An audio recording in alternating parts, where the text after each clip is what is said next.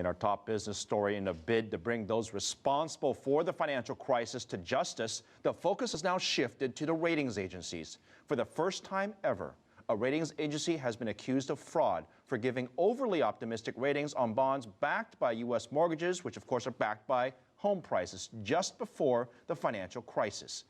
Karina has more. Standard & Poor's, or S&P, the world's largest ratings agency for financial securities, and its parent company, McGraw-Hill, faces a $5 billion lawsuit by the U.S. Justice Department, claiming that S&P willingly defrauded investors. S&P misled investors, including many federally insured financial institutions, causing them to lose billions of dollars. The suit centers around 40 complex securities called collateralized debt obligations, or CDOs, home loans bundled into tradable securities in 2007, which then went sour when millions of Americans began defaulting on their mortgages a year later.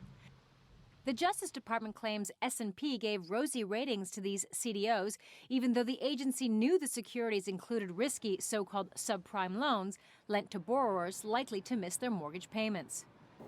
Financial institutions paid Standard & Poor's roughly $13 million for rating the bonds in question.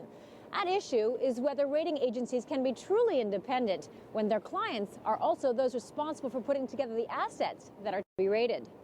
The case relies heavily on employee emails. One S&P staffer wrote about the CDO market, "Let's hope we are all wealthy and retired by the time this house of cards falters."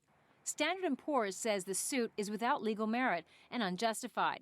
It denies that the ratings were issued in bad faith and says even U.S. lawmakers remained optimistic about the housing market.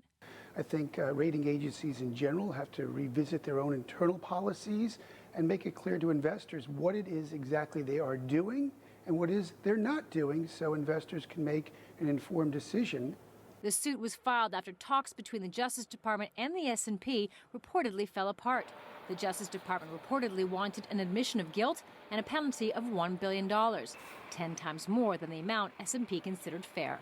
Karina, CCTV, New York.